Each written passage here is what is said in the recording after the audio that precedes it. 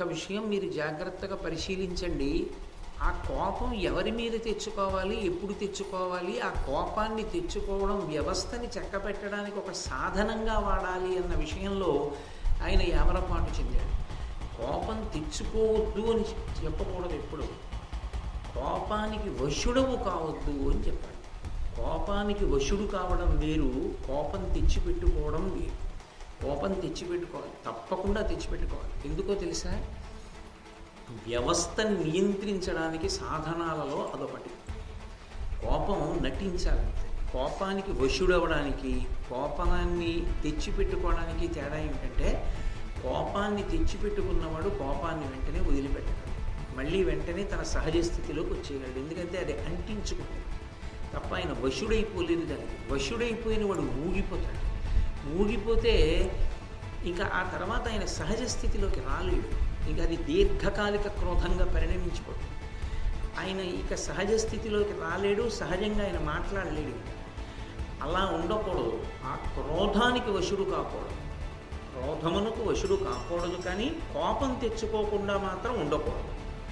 కోపాన్ని మనం తెచ్చుకోవాలి, కోపం తాను వచ్చి మనని వశం చేసుకోకూడదు.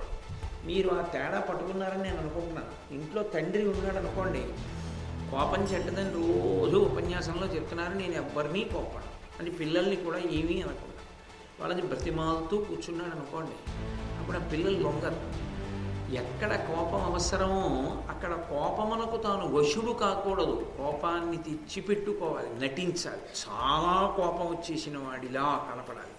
అలా కనపడితే ఏమవుతుందంటే, ఒక్కొక్కసారి మీరు గంట సేపు మాట్లాడవలసింది కోపాన్ని నటిస్తే 2 నిమిషాల్లో వ్యవస్థ చక్కబడిపోయి అది శాశ్వత ప్రయోజనాలను ఇచ్చేస్తుంది. ఇంకా ఆ తర్వాత మీరేం చెప్పక్కర్లేదు, అంతా అదే కావలసిన స్థితిలోకి వచ్చేస్తుంది. అందుకని కోపాన్ని నటిస్తూ ఉండాలి అప్పుడప్పుడు తప్ప, కోపాన్ని అసలు నటించనండి అనకూడదు. నటించడం అంటే తన చేతిలో ఉంది అని గుర్తు, తను వదిలిపెట్టేయగలడు.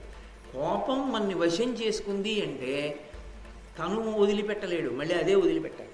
అప్పుడు పశువు అయిపోతాడు. అది ప్రమాదకరం. అందుకే కోపం తెచ్చిపెట్టుకోవడానికి, కోపానికి తాను వశుడై ఉన్నాడా అన్నదానికి మధ్యలో ఉన్న సన్నని భేదాన్ని అర్థం చేసుకుని నిలబడగలిగినటువంటి అధ్యవసాయంతో కూడిన బుద్ధిని పొందగలిగి ఉండాలి.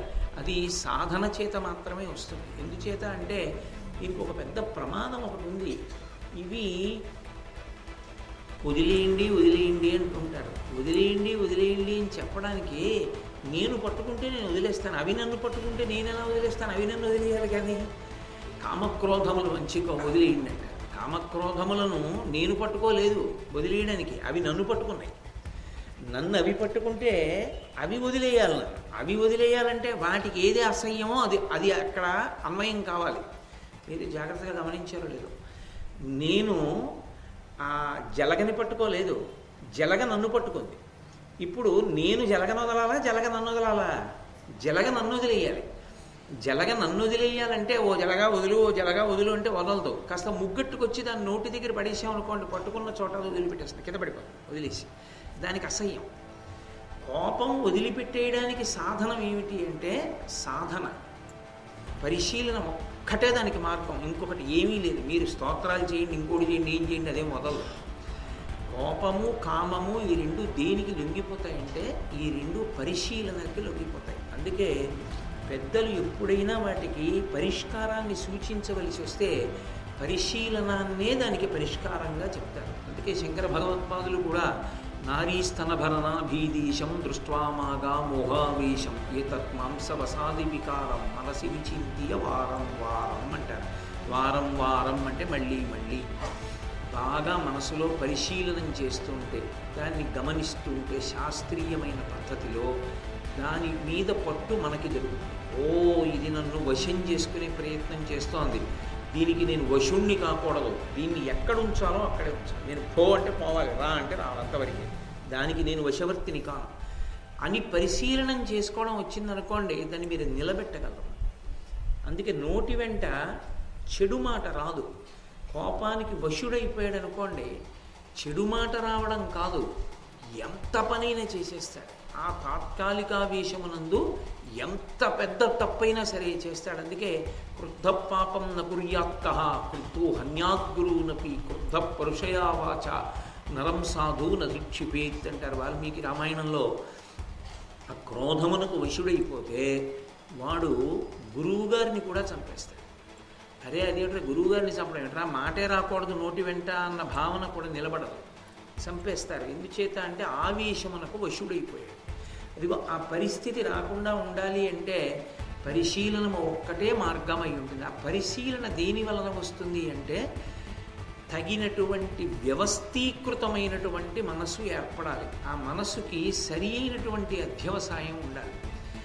అది ఎలాగ దానికి శిక్షణ ఉండాలో అలా శిక్షణ ఉండాలి తప్ప అలా కానప్పుడు ఏం చేస్తుందంటే అది తాత్కాలికంగా గెలిచినట్లు కనపడుతుంది. తాత్కాలికంగా గెలిచినట్టు కనపడినది పెద్ద ప్రమాదాన్ని తీసుకొస్తుంది. ఇంద్రియాలు మనసు విషయంలో తాత్కాలిక గెలుపు పెద్ద ప్రమాదమునకు సంకేతం. అదే ఇంద్రియాలు మనసు విషయంలో శాశ్వతమైనటువంటి పరిష్కారం క్రమంగా వచ్చేటటువంటి పరిశీలనం జవాబు. అంటే నేను అన్నమాట మీరు సరిగా పట్టుకున్నారో లేదో, నేను మీకు ఒక ఉదాహరణ చూపిస్తాను. తాత్కాలిక పరిష్కారము అంటే ఎవరో ఒక ఆయన ఎక్కడో నిలబడి మాట్లాడుతుంటే గభాలన పక్కనున్న పొదలోంచి నల్లత్రాసు వచ్చేసింది. ఆయన బాబాయ్ పాము అని చెప్పి ఒక్క గెంతుకు ఎత్తాడు. ఆ గెంతడంలో ఏమైందంటే పడగ ఎత్తుదాం అనుకుంటున్న పాము మీద ఆయన కాలు పడింది. ఇప్పుడు ఆ పడగని కాలు తొక్కింది, పాము కొట్టుకుంటోంది. ఇప్పుడు పాము ప్రమాదంలో ఉందా, ఇతను ప్రమాదంలో ఉన్నాడా? పాము ప్రమాదంలో ఉంది, ఇతని కాలు కింద తొక్కబడి ఉంది. ఇతను పర్వాలేదు, అప్పటికేం ఇబ్బంది లేదు. కానీ మీరు ఒక్కటి ఆలోచించండి, ఎవ్వరూ లేరు, అతను ఒక్కడే ఉన్నాడు, కాలు కింద పాము ఉంది. అతను అలా ఉంచగలడా? దాన్ని ఉంచలేడు. ఎంతసేపు ఉంచుతాడు? పడగంటే కాలు కింద ఉంది, కానీ అది మిగిలిన శరీరాన్ని కదిపి కాళ్ళని చుట్టడం మొదలెడుతుంది. ఎలా బయటికి వద్దామా అని కదులుతూ ఉంటుంది, వీడికి చెమట పడుతూ ఉంటుంది. ఎక్కడో అక్కడ ఏం ఆలోచిస్తాడంటే కర్రో కంపో చేతికి దగ్గరలో లేదు, దీన్ని ఇలా తొక్కిపెట్టి ఉంచలేను, అందుకని ఒక్క దూకి పారిపోదామని చూస్తాడు. దానికి అదే తెలుసు, వీడు దూకుతాడు ఖచ్చితంగా. వీడి దూకు దాని కాటు ఓసారి జరుగుతుంది. తాత్కాలికంగా పావుని తొక్కి పెట్టడం శాశ్వతమైన ప్రమాదానికి ఎంత గుర్తో. దానికి పగ పెరిగిపోతుంటుంది, తీస్తాడు కాలం చూస్తుంటుంది. తాత్కాలికంగా ఇంద్రియాల్ని కానీ మనసుని కానీ తొక్కి పెడితే పావులు ఇచ్చినట్టే లేస్తాయి. ఇవి నా మాటలు కావు, నేను ఉపయోగించే మాటలు ఏవీ నా సొంతం కావు, అన్నీ ఋషి ప్రోక్తములే. ఇవి కూడా రామాయణంలో వాల్మీకి మహర్షి మాటలు. రావణుడు మరణించినప్పుడు మండోదరి అంటుంది ఈ మాట. ఎందుచేత అంటే ఇంద్రియాల్ని కానీ మనసుని కానీ తాత్కాలికంగా తొక్కారనుకోండి, కోపానికి నేను వశుణ్ణి కాను అని ఏదో ఒక సందర్భం, 2 సందర్భం, 3 సందర్భాల్లో మీరు తొక్కి పెట్టారనుకోండి, అది కాలు తీసినప్పుడు కాటేస్తుంది. ఎప్పుడో ఇప్పుడు దానికి దొరుకుతారు, అప్పుడు ఇక మళ్ళీ అలా ఇలా ఉంటుంది. అందుకే పరిశీలనం అన్నది అవసరం. ఇక్కడ పొదుంది, చీకటి పడుతోంది, పుట్టుంది, కాబట్టి ఇక్కడ వద్దు, మనం కాస్త దూరంగా వెళ్ళి ఎక్కడైనా మాట్లాడుకుందాం అన్నవాడికి అసలు ఆ ప్రమాదమే లేదు. పరిశీలనం అనేటటువంటిది చాలా జాగ్రత్తగా ఉండాలి. అది గతంలో ఎన్ని మాటలు వచ్చింది, నేను ఎలా మాట్లాడాను, ఎంత ప్రమాదాలు వచ్చాయి, కాబట్టి నేను ఎంత జాగ్రత్తగా ఉండాలి. కాబట్టి కోపం వస్తూనే ఇది కూడా జ్ఞాపకానికి వస్తున్నప్పుడు వశంలో ఉంటుంది. అందుకని పరిశీలనమన్నది దేనివల్ల వస్తుంది అంటే సరి అయిన ప్రబోధం వింటేనే వస్తుంది. సరి అయిన ప్రబోధం ఎక్కడి నుంచి వస్తుంది? ఆ పరిణతి కలిగినటువంటి గురువు దొరకాలి. ఆ సరి అయిన గురువు దొరికి ఆ గురువు చెప్పాడనుకోండి, దాంట్లో ఉండే మర్మాన్ని మనసుకు ఎక్కుతుంది. ఓ, దీన్ని ఇలా పరిశీలించవలసి ఉంటుంది మనము. ఎందుచేత అంటే దీనికి ఉన్న పెద్ద ప్రమాదం ఏమిటంటే బయట నుంచి లోపలికి వచ్చి పాడు చేస్తే మీరు పట్టుకోగలరు. అరే వాడు వస్తున్నాడు రోయ్ మనని పాడి చేస్తాడని. లోపల నుంచి అవకాశం చూసుకుని పైకి వచ్చేవాడిని మీరు ఎలా పట్టుకుంటారు? వాడు ఎక్కడో లేడు, ఇక్కడే ఉన్నాడు. ఇక్కడున్నవాడే అవకాశం కోసం చూస్తుంటాడు, ఇది ఎప్పుడు అదుపు తప్పుతాడని చూస్తుంటాడు. భావన కొంచెం అదుపు తప్పే అవకాశం దొరికిందనుకోండి, అగ్నిహోత్రాన్ని సంరక్షించే భార్యలా అందులోకి ఊకపోస్తుంటాడు, పోసి రెచ్చగొడతాడు. ఇంకా అది ఏం చేస్తుందంటే అది చల్లారనివ్వదు, దానికి ఉన్న లక్షణం అది. అప్పుడు రజోగుణ తమోగుణ ప్రకోపం చాలా ఎక్కువగా ఉందని గుర్తు. అందుకే ఋషి అంటారు దాన్ని యథోరగస్త్వజం జీర్ణాం సవై పురుషముచ్యతే. పాముకి కుబుసం, పాము శరీరంలో అంతర్భాగం. కుబుసం పట్టిందనుకోండి పాముకి కళ్ళు సరిగ్గా కనపడవు, పల్చగా ఉండి తెరపట్టినట్టుండి చాలా విసుగ్గా చికాగ్గా ఉంటుంది. అందుకే కుబుసం పట్టిన పాము ప్రమాదకరం. కానీ నా ఒంటికే పట్టింది కదా కుబుసం అని పాము ఊరుకోదు, గరుకైన వాటి మీద పాకి పాకి కుబుసాన్ని వదిలేస్తుంది. పాము కుబుసాన్ని వదిలినట్టే తనలోంచే వచ్చిన కోపాన్ని తానే విడిచిపెట్టిన వాడు పురుషముచ్యతే, వాడు మనుష్యుడంటే. పురుషుడంటే మగాడని కాదు దానికి అర్థం, మనుష్యుడు అని. అందుకే పురుషార్థము. ఏ ఊక వేస్తే అగ్ని రగులుతుందో తద్వ్యతిరేక పదార్థాన్ని నువ్వు వెయ్యాలి. అగ్నిలో నెయ్యి వేస్తే నీళ్ళలా ఉంటుంది, రగులుతుంది. నీళ్లు పోస్తే ఆరిపోతుంది. కోపం ఎక్కడొచ్చిందో అక్కడ ప్రేమని స్మరించాలి. అరే వాళ్ళతో మన అనుబంధం ఎటువంటిది, ఇటువంటి మనుషులు మనకి ఎంత ఉపకారం చేశారు, ఎంత ప్రేమగా మాట్లాడతారు వాళ్ళు. వాళ్ళు చాలా మంచివాళ్ళు, లోకంలో వాళ్ళని ఎక్కువ చెడ్డగా దెబ్బలాడే వాళ్ళు ఎవరు లేరు, చాలా పేరు తెచ్చుకున్న వాళ్ళు. ఏదో ఎక్కడో పొరపాటు జరిగి ఉండొచ్చు, అంత మాత్రం చేత కోపం తెచ్చుకోవాల్సిన అవసరం ఏం లేదు, విడిచిపెట్టేద్దాం. ఈశ్వరుడు ఉన్నాడు, ఆయన చూస్తాడు. కాబట్టి మనం చక్కగా ప్రేమగా ఉందాం మళ్ళీ అని మీరు నీరు పోస్తే ఆగుతుంది, అది ఆరిపోతుంది, వెనక్కి వెళ్ళిపోతుంది. ప్రేమతో మీరు స్మరిస్తే కోపం తగ్గుతుంది. కోపం యొక్క లక్షణం ఏమిటంటే అది ఓకే వేయమంటుంది. అప్పుడు అది అవతల వాళ్ళలో ఉన్న దోషాలన్నిటినీ చూపిస్తూ ఉంటుంది. ఒక్కనాటికి మంచి గుణాన్ని చూపించేటప్పుడు, చూపించకపోతే రగులుకుంటుంది. ఆ రగులుకున్న కొద్దీ అవతల వాడి సంగతి అలా వదిలేయండి, యువతల వాడే పాడైపోతాడు. కోపానికి లక్షణం అది. ఎందుచేత అంటే నాకు మీ మీద కోపం వచ్చిందనుకోండి, నేను మిమ్మల్ని విపరీతంగా తిట్టి వెళ్ళిపోయాను. పెద్ద ఆయన ఇన్ని చెప్తాడు, ఇంత తిట్టాడు, ఆశీర్వచనం అనుకుని మీరు వెళ్ళిపోయారు. మీరు పాడయ్యారా, నేను పాడయ్యానా? నేను పాడైపోతాను.